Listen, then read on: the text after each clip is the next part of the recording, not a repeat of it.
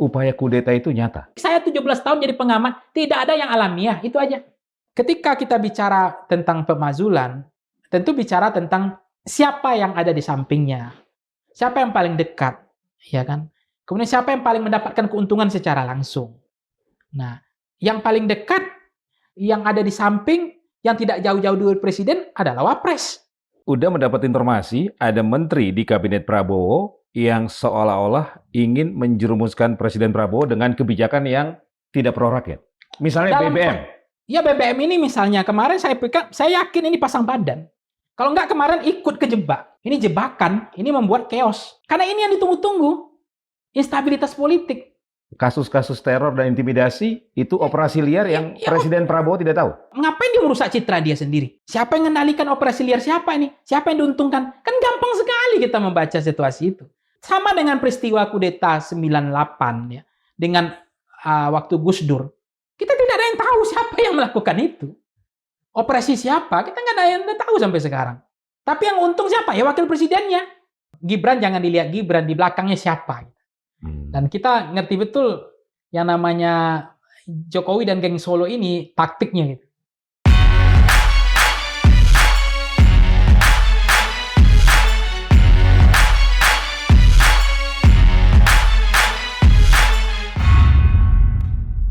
Assalamualaikum warahmatullahi wabarakatuh. Sobat Madilog, alhamdulillah Margi Sarif hadir kembali menemani Anda, dan di episode kali ini kami akan berbincang dengan seorang narasumber yang meminta agar Presiden Prabowo Subianto mewaspadai Wakil Presiden Gibran Rakabuming Raka terkait isu pemakzulan yang berkembang akhir-akhir ini. Langsung saja saya sapa pengamat politik Uda Pangi Sarwi Caniago. Udah Pangi, terima kasih. Siap Bang Margi.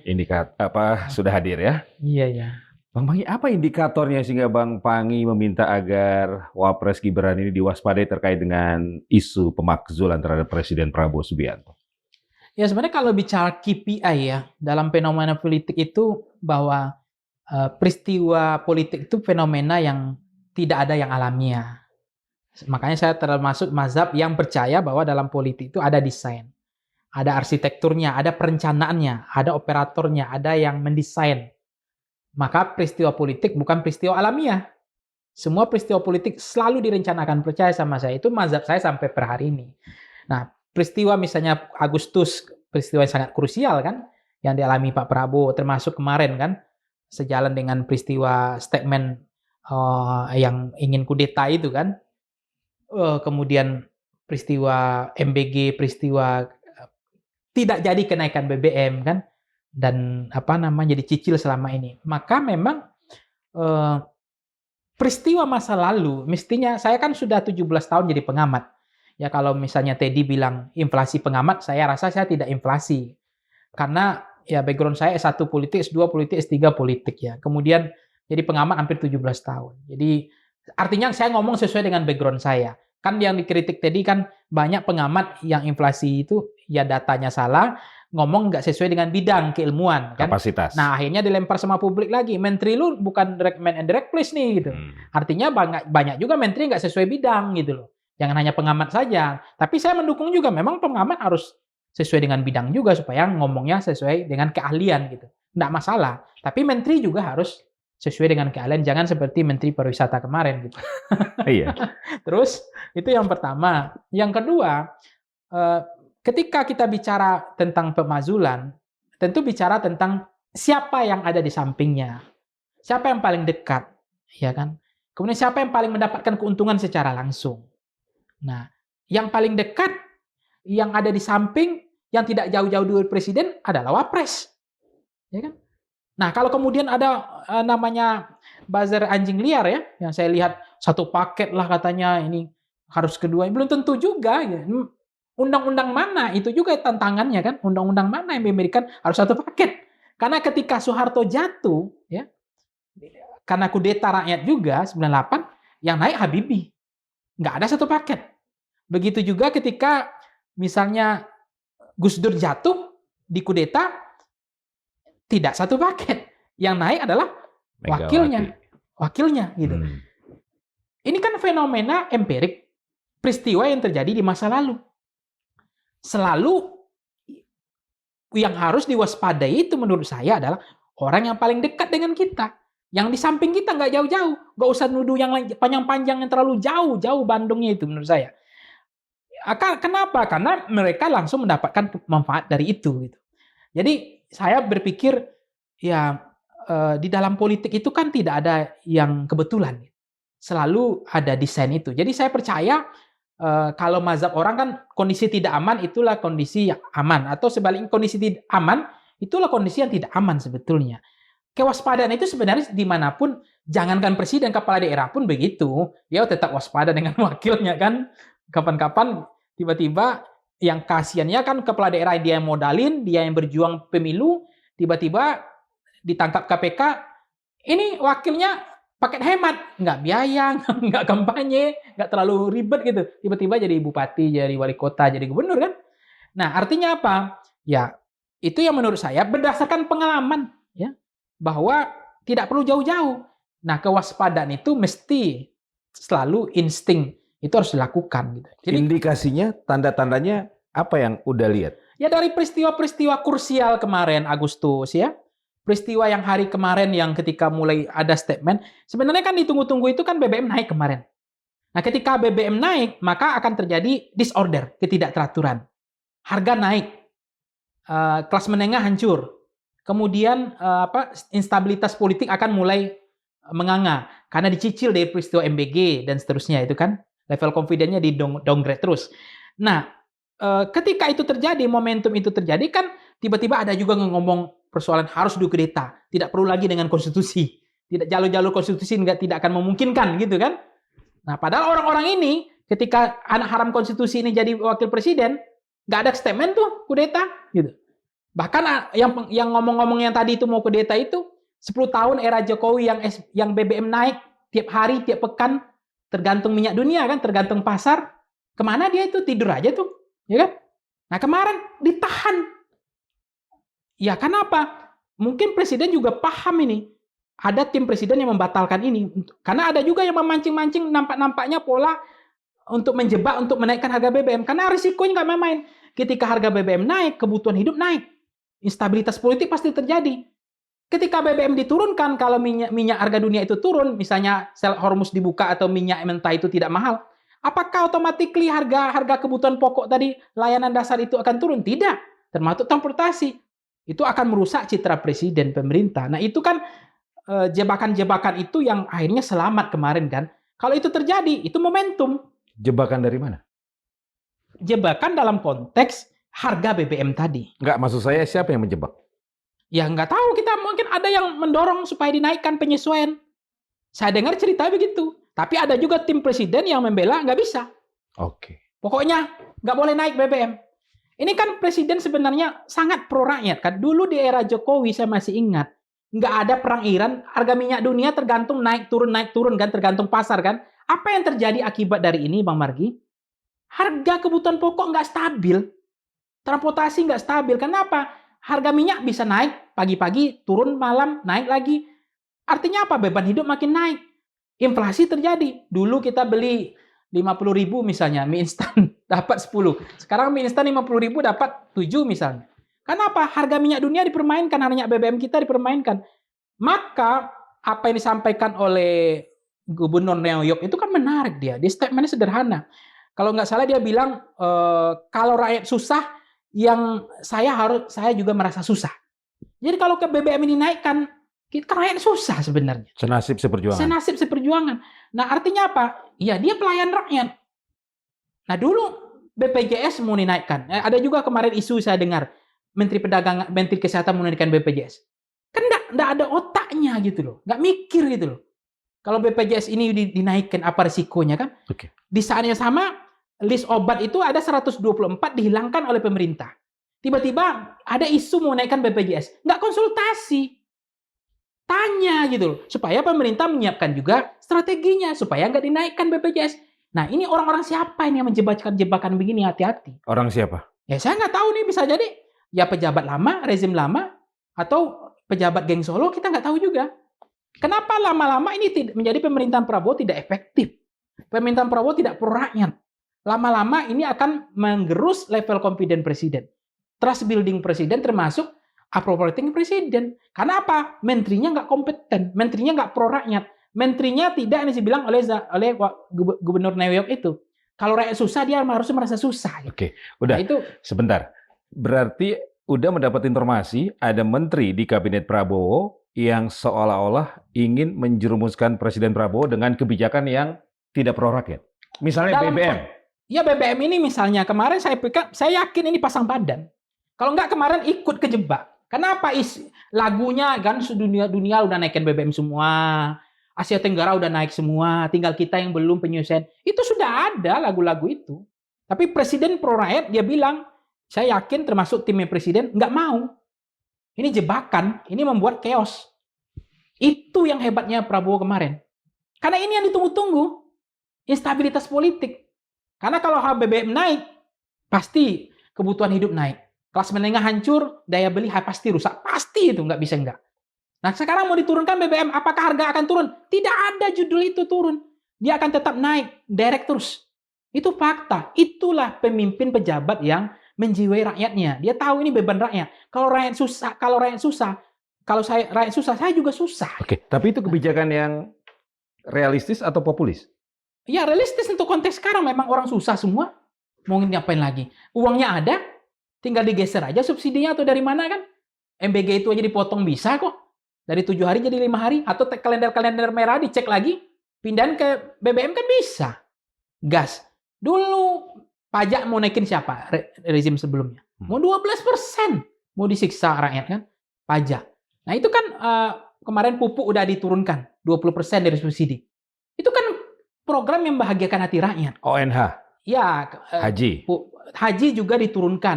Kalau kemarin ceritanya naik terus. Nggak ada, cuma celana pendek aja nggak naik. Ya kan? Naik semua. Artinya penyesuaian terus. Bahasa sekarangnya kan penyesuaian. Nah ini kan ditahan ini.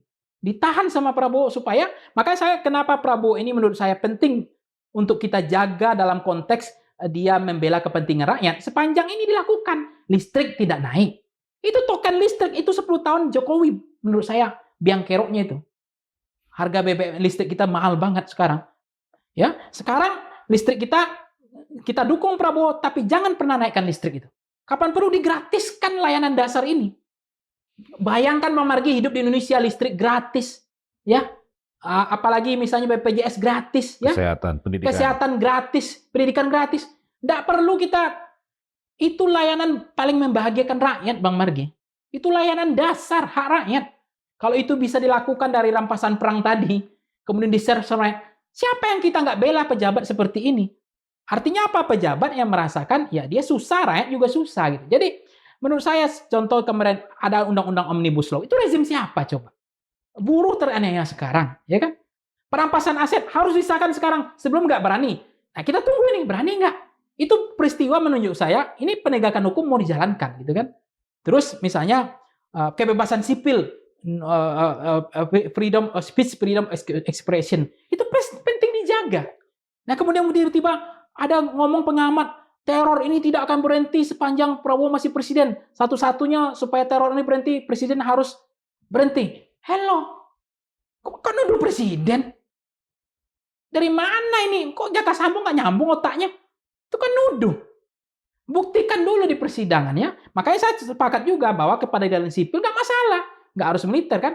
Karena memang setiap warga bebas untuk berbicara. Menurut Uda, kasus-kasus teror dan intimidasi itu operasi liar yang Presiden Prabowo tidak tahu?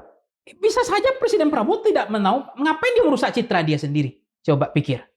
Dia dari TNI sendiri. Ya kan? Siapa yang mengendalikan operasi liar siapa ini? Siapa yang diuntungkan? Kan gampang sekali kita membaca situasi itu. Belum tentu. Semua itu bahwa itu terjadi seolah teror ini tidak akan berhenti kalau Prabowo nggak turun. Ini gimana? Oke. Apakah itu ada kaitannya dengan rencana Wapres Gibran yang ingin menjenguk Andri Yunus tapi tidak dipenuhi? Itu juga kan menarik juga. Klik kan, nyambung kan. Mau datang Prabowo aja nggak berani datang, belum datang kan. Tiba-tiba mau datang tapi ditolak oleh Kontras. Ceritanya begitu. Lagu lama kaset usang kita udah paham gitu loh. Cuma kan nanti kita ini dituduh lagi, Anda menuduh loh, cari bukti lagi. Udah Bang Margi, kita nggak digaji Bang Margi. Disuruh lagi saya cari bukti nanti. Itu bau kentut aja, bau amis aja. Sama dengan peristiwa kudeta 98 ya, dengan waktu Gus Dur. Kita tidak ada yang tahu siapa yang melakukan itu. Operasi siapa, kita nggak ada yang tahu sampai sekarang. Tapi yang untung siapa? Ya wakil presidennya.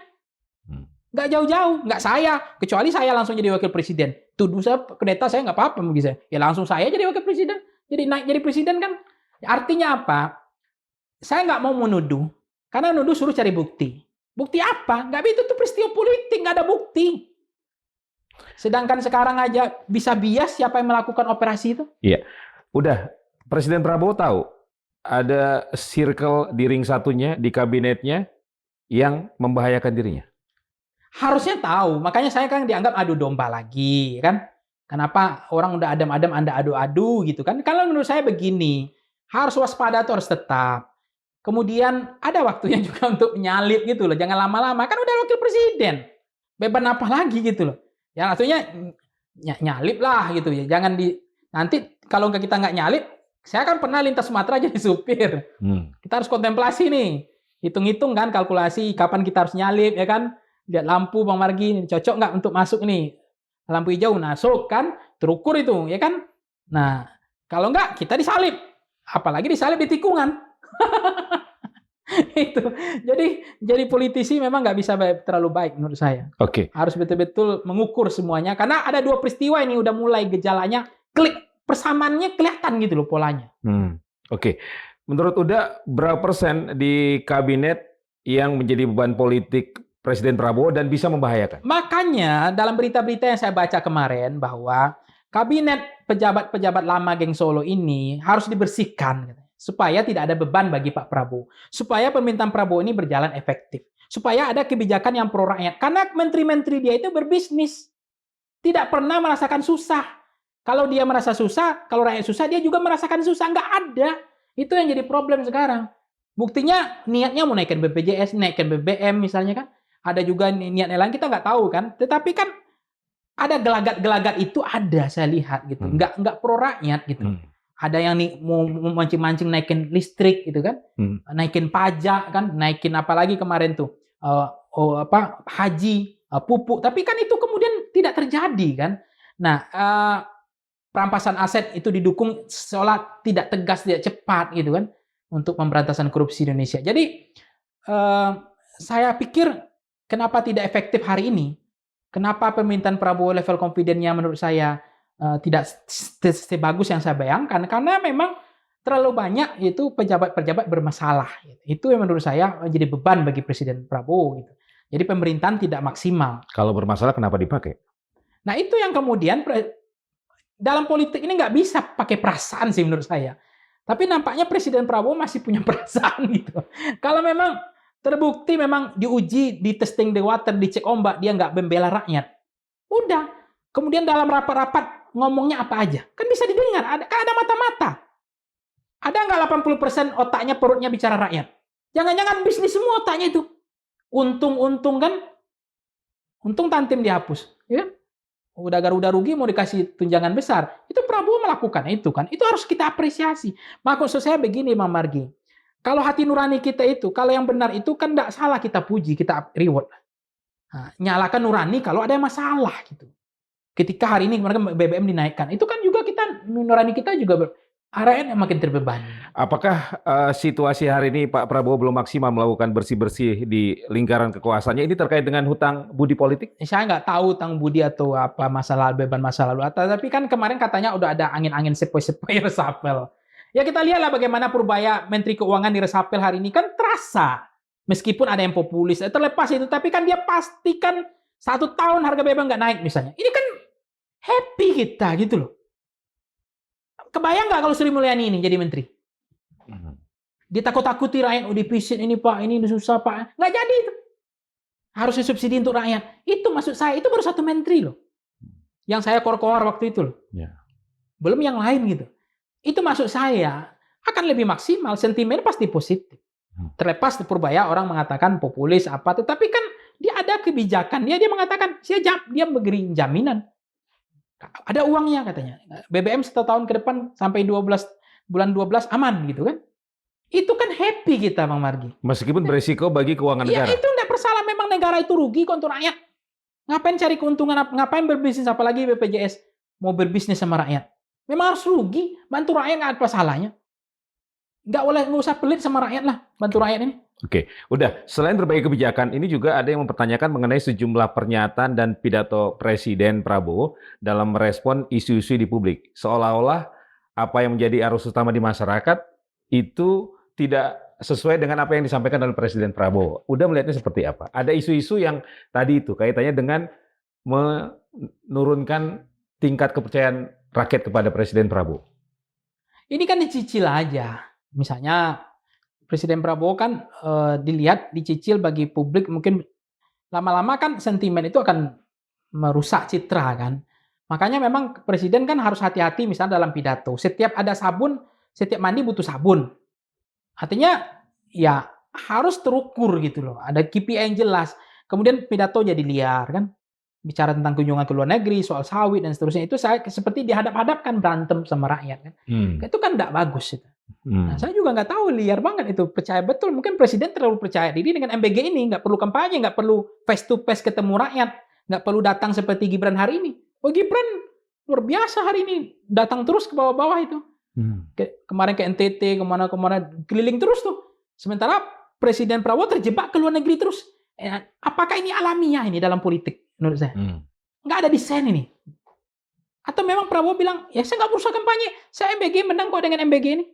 Faktanya MBG kacau pelaksanaannya, programnya bagus, mulia, ngasih orang makan, apalagi orang yang nggak pernah makan dikasih oleh negara. Tapi yang muncul, yang viral kan yang jelek-jelek semua. Itu dibiarkan, tiba-tiba ada lagi dulu cerita apa namanya lele lah kasih kan satu utuh, potong sapi lah. Habis itu muncul tiba-tiba motor, tiba-tiba muncul viral di mana-mana. Dibiarkan aja itu. Itu mencicil, itu desain.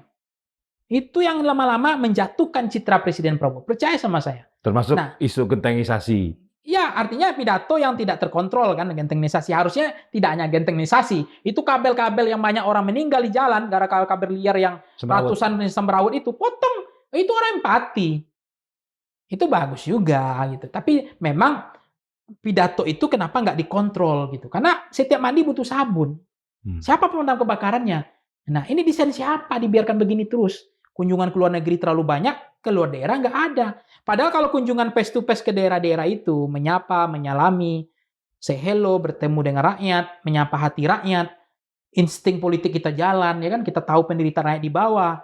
Kan itu dilakukan Jokowi 10 tahun. Ini bukan Dan masalah. dia tidak pernah kunjungan ke luar negeri kan? Sebenarnya kunjungan ke luar negeri ini akhirnya kan jadi polemik juga. Sebenarnya nggak ada masalah. Kan kata Presiden Prabowo untuk mengamankan minyak kan. Nggak ada masalah. Tapi ingat, pemilih kita ini tamatan SD. Dia mengerti mana yang populis, mana yang enggak. Bukan pemilih kita sarjana yang menentukan republik ini. Bukan Tamatan pemilih SD. rasional. Bukan rasional. Yang populis. Yang gunting-gunting pita, yang cipiki-cipiki, yang lagi makan di foto dengan dekat rumah lagi kumuh. Pencitraan. Itu yang dipilih rakyat sekarang. Nggak bisa, nggak. Memang itu faktanya kok di Indonesia. Bukannya naik pesawat, habis itu disambut, salaman, kemudian foto-foto. Rakyat belum tentu happy. Menurut dugaan saya ya, itu sangat elitis kan. Nah, sentimennya nggak dapat. Sentimen rakyat kita begitu. Humanisme kan, sisi populis. Ya, itulah gara-gara gorong-gorong itu. Oke, apakah ada sumbatan informasi dan komunikasi di circle ring 1 Prabowo sehingga tidak masuk nih situasi atau realita di masyarakat sampai ke Presiden Prabowo Subianto? Ya makanya termasuk saya nggak tahu siapa yang memagari itu kan. Tapi kan ada juga orang yang selalu mengingatkan. Tapi nggak ada juga orang yang selalu ada di samping presiden kan. Untuk melakukan hal-hal yang supaya tidak keras kepala itu dalam arti ini harus berubah gitu. Ada problem, ada misinformasi dengan rakyat. Ini rakyat nggak bisa menangkap ini sentimennya positif, ini sentimen negatif. Pasti ada lah kan laporan-laporan itu. Tapi saya nggak tahu sejauh ini. Misalnya program-program Presiden Prabowo ini kan sangat berkelas sebenarnya. Tapi fakta di lapangannya banyak masalah, banyak nggak beres. Kan itu aja. Apa kurangnya misalnya sekolah rakyat itu? Luar biasa itu, memang orang nggak pernah sekolah, nggak ada duit, disekolahkan sama negara, ya kan? kemudian makan siang gratis. Ini kan bagus sekali, mulia. Tapi pelaksanaannya kacau balau di lapangan semua. Nggak ada standarisasinya. Artinya kalau ini proyek ini kan mestinya juga setahun diuji coba dulu, misalnya pilot project namanya. Ya, pilot project itu dicoba dulu di 30 provinsi. Satu provinsi dikasih 5 dulu. Dikasih ompreng kah yang paling ideal, atau prasmanan kah yang paling ideal, atau cuma dapur sekolah aja yang dipakai supaya guru-gurunya bisa masak, guru honorer bisa terlibat, nggak perlu lagi mobil MBG, ya kan? Nggak mungkin lagi diracun, karena anaknya sendiri masa diracun sama gurunya? Ada dapur sekolah gurunya di situ, misalnya. Atau kita coba buat yang seperti sekarang. Banyak nggak dikasih ke vendor ini kan? Banyak nggak keuntungan? Ya, banyak nggak sunat-sunat? Ya katanya sunat-sunat ini kan udah banyak saya dengar-dengar. Udah rahasia umum. Izinnya lah katanya. Untuk gizinya lah katanya. Untuk ininya katanya. Petugasnya, untuk supir. Banyak kan. Akhirnya tinggal sedih kita melihat hasilnya kan di lapangan. Oke, Ya. udah di 1,5 tahun pemerintahan Presiden Prabowo, menurut Uda, ada yang berubah dari sosok Prabowo Subianto? Yang berubah nggak ada kan, beliau tetap yakin bahwa yang beliau lakukan asal membela rakyat, dia kan beliau pasang badan kata beliau kan. Nah ini Prabowo kan kita lihat apa yang beliau katakan ini kan pasang badan itu yang dia coba seperti MBG ini. Tapi menurut saya harus evaluasi total gitu. Ini orangnya siapa gitu. Kok justru MBG bukannya untuk men-tracking kenaikan elektabilitas untuk terhadap citra Prabowo, kok mendonggrek Prabowo artinya gitu. Harusnya kan dicarilah orang yang lebih terukur lah, lebih lebih melihat isu-isu di masyarakat kan. Orang udah ngomel gitu, kok ada pembiaran gitu. Jadi saya kan ya lama-lama kebijakan yang ada yang perjuangan seperti BBM kemarin itu kan tarik ulur tuh. Nah akhirnya coba kalau kemarin kebayang nggak sama Pak Margi kalau ke BBM kepancing kemarin nih. Misalnya nggak ada yang jamin nih, nggak ada pasang badan. Misalnya Bahlil ngomong gini nih, Pak nanti gimana nih Pak, defisit ini Pak, minyak dunia naik semua Pak, negara Asia Tenggara udah naik semua Pak. Misalnya begitu cara meyakinkan, kata Presiden, ya udahlah kalau begitu daripada kita susah, gimana? Bang Margi kebayang nggak sama Bang Margi? Resiko politik. Resikonya. Itu yang dihitung sama Prabowo sebenarnya, sama tim yang kemarin pasang badan. Karena nggak kebayang gitu. BBM nggak naik aja kemarin 1 Maret ya? 1 April. 1 April itu ya. Barang udah naik duluan. Di mana-mana sudah antri. Di SPBU untuk nunggu. Karena besoknya BBM naik. Nggak dinaikkan. Gitu. Nah sampai kapan kata orang? Diusulkan lagi, paling 3 minggu, 4 minggu paling kuat. Jadi memang upaya kudeta itu nyata di internal? Ya kalau saya nggak nyata. Dalam politik saya 17 tahun jadi pengamat, tidak ada yang alamiah. Itu aja. Termasuk siapa yang di dalamnya itu. Ini barang selundupan siapa? Ini bekerja untuk siapa? Agenda siapa? Ini untuk mendonggrek presiden atau untuk menjatuhkan presiden atau untuk menyelamatkan presiden? Itu zonasi wilayah pertempuran primer sekunder kita udah paham kok itu dunia-dunia begitu. Harusnya presiden paham gitu. Udah waktunya nyalip. Dengan cara? Kalau nggak bebannya berat, ya resapel apa kek. Cari orang yang betul-betul yang dibilang oleh pejabat yang betul-betul kalau rakyat susah dia juga ikut susah gitu loh. Cari pejabat yang begitu. Bukan dia pikirannya bisnis terus, untung terus. Ya kan? Itu menurut saya kalau presiden ingin selamat sih menurut saya. Oke. Karena momentum itu ada terus. Apakah dengan mencopot Sri Mulyani sebagai Menteri Keuangan itu bisa menjadi contoh langkah berani dari Presiden Prabowo? Yes, persis. Saya yakin itu. Kalau nggak masih Sri Mulyani, saya nggak kebayang hari ini. Ditakut-takutinya presiden. Ya. Berikutnya siapa menurut Uda setelah Sri Mulyani yang masih ada di kabinet? Iya, Bang Margi mancing-mancing saya nanti marah nanti pejabat geng. Enggak, saya cuma nanya. Geng racing lama nanti.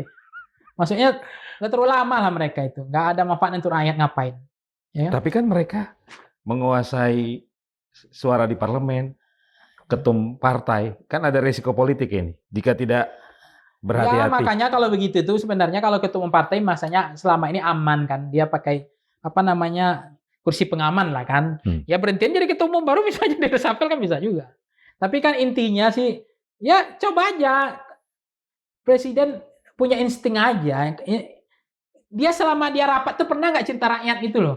Jangan-jangan 80% nggak pernah bicara rakyat gitu. Kan kaget kita Menteri Pariwisata kayak kemarin tuh. Kebingungan kayak gitu. Viral kan?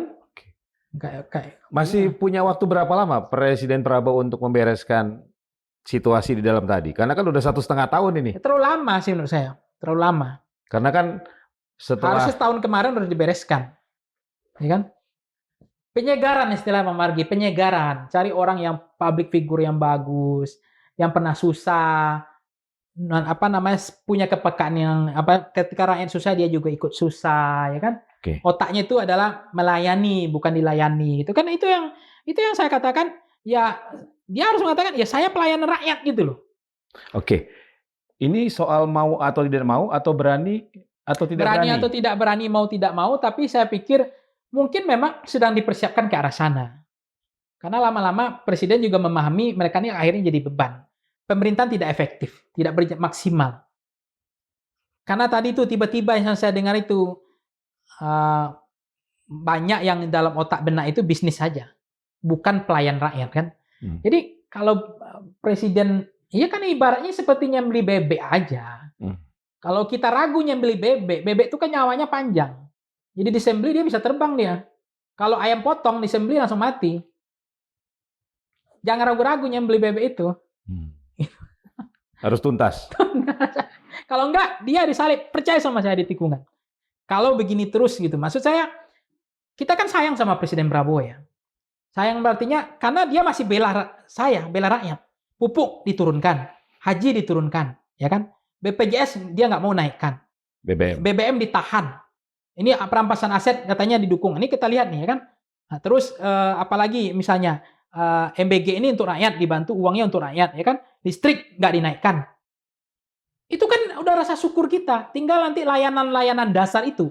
Kalau memang sudah banyak rampasan perang ini diambil sama negara, dari tambang, dari hutan, kemudian digeser untuk subsidi rakyat, semuanya layanan dasar itu gratis. Siapa yang nggak happy gitu?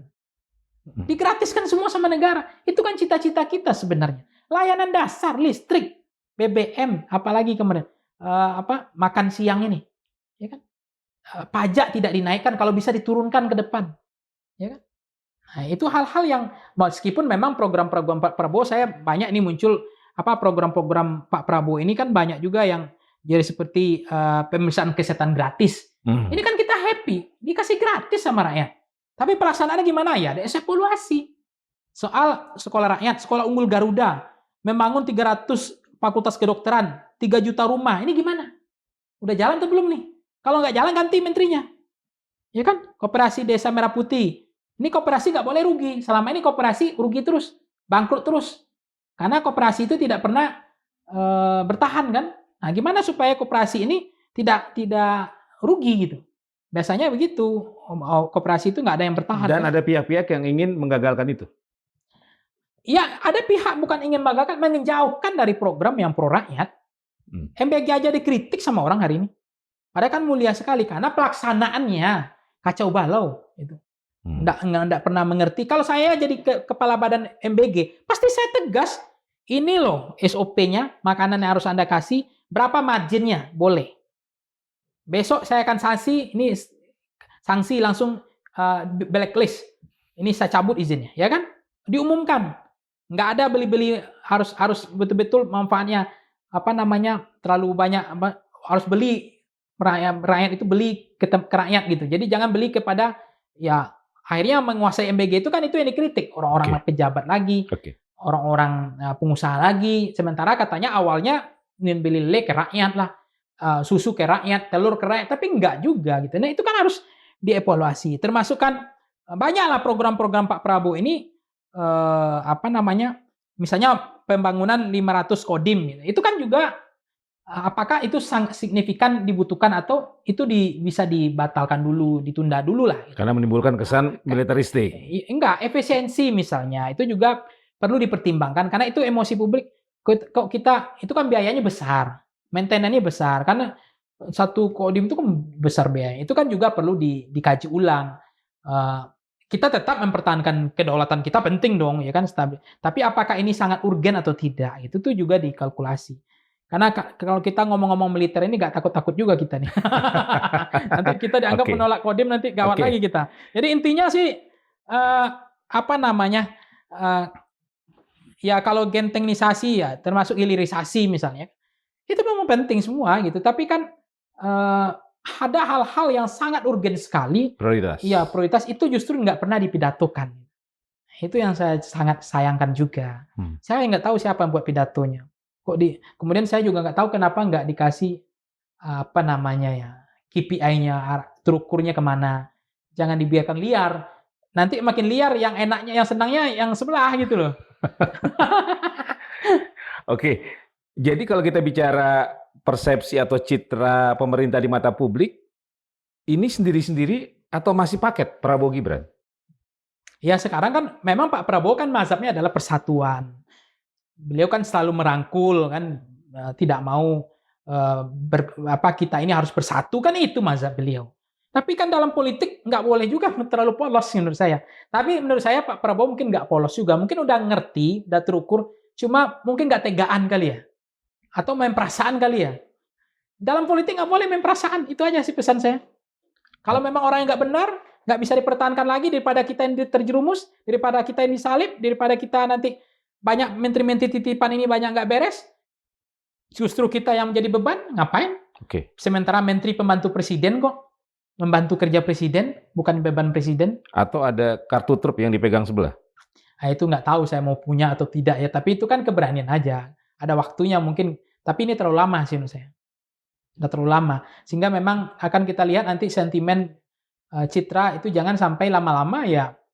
Itu tadi, presiden nggak pernah berani nyalip, akhirnya di tikungan, disalip di tikungan, itu bahaya. Oke. Nah, isu pemakzulan masih akan terus bergulir atau redup dengan sendirinya menurut Uda? Menurut saya akan lihat momentum-momentum tetap akan ada. Lihat lagi momentumnya, ini menurut saya udah 2 peristiwa. Harusnya presiden sudah belajar dari 2 peristiwa ini. Agustus sama yang kemarin. Ya. Ada menteri di kabinet yang mendorong agar harga BBM dinaikkan. Ya, saya dengar-dengar. Tapi ditahan oleh tim Prabowo. Ya, saya dengar-dengar begitu. Bisa iya, bisa tidak kan? Saya dengar begitu. Tapi artinya nggak berani lah. Ini ya waktu itu ini gimana ini gitu. Akhirnya kan ada yang bilang, udah, saya jamin. Jangan naik. Ya, itu. Oke. Pasang badan lah. Gitu. Pasang badan. Dari 2 fenomena tadi, kalau misalnya masih belum aware juga, apa yang akan terjadi? Ya nggak tahu yang terjadi dalam politik, nggak bisa ditebak cuaca ini kan. Cuaca ini kadang-kadang mendungnya di Depok, ya datang angin, ditiup, akhirnya menurut kita hujan Depok, ternyata hujannya di Jagakarsa, ya, tergantung cuacanya. Tetapi berhati-hati, tingkatkan kewaspadaan gitu. Karena yang namanya Gibran jangan dilihat Gibran, di belakangnya siapa. Dan kita ngerti betul yang namanya Jokowi dan geng Solo ini taktiknya gitu. Ya, mengerti lah, Bu Mega juga paham bagaimana mereka PDIP segitunya merasakan gitu loh. Dalam kan. Jadi cengkeraman Solo masih sangat kuat?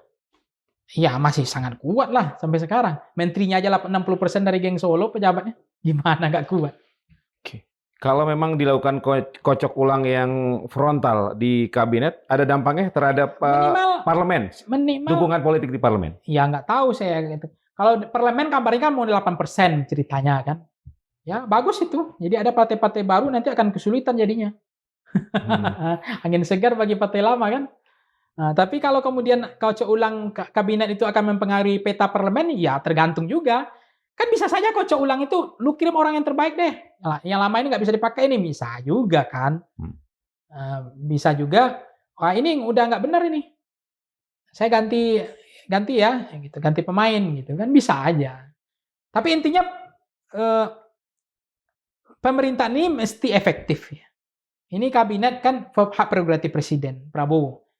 Mestinya Presiden Prabowo sudah ada, pasti Presiden sudah punya mata-mata, ditaruh di mana-mana, dia pasti tahu omongan menteri ini apa aja omongannya. Dia pernah nggak bicara rakyat kan? Dia bicara bisnis 80%, rakyat 20%, ini kan ketahuan. Ini banyak pejabat karena hobinya naikin harga, mempermainkan harga kan, menyusahkan rakyat, kan tahu itu harusnya. Rakyat masih punya kesabaran nggak untuk menunggu itu, bersih-bersih tadi itu? Itu yang ditunggu masyarakat. Iya, maksud saya tingkat kesabaran udah nggak sabar itu kemarin di media sosial saya lihat udah nggak sabar, udah ngeri itu bahasanya. saya lihat di media sosial ya, udah sangat liar gitu. Karena nggak ada, bagi mereka kok presiden nggak mau melepaskan apa namanya orang-orang yang bermasalah ini. Hmm. Karena kita ingin kan happy lah gitu. Cobalah tiba-tiba ada keberanian negara untuk menurunkan harga listrik saja. Siapa yang nggak happy gitu?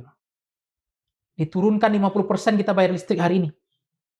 Uang dari mana? Ya itu tugas negara cari uangnya dari tambang, dari hutan yang ditebang, ya kan? Dari hilirisasi, kan banyak uangnya. Tapi nggak pernah itu mau menurunkan. Wah gini gue tanta beranta inti melagu-lagu dia kan. Nah, ceritanya naikin, ya kan? Jadi selama Presiden Prabowo bisa menjaga kebutuhan layanan dasar masyarakat, aman. Angin segar.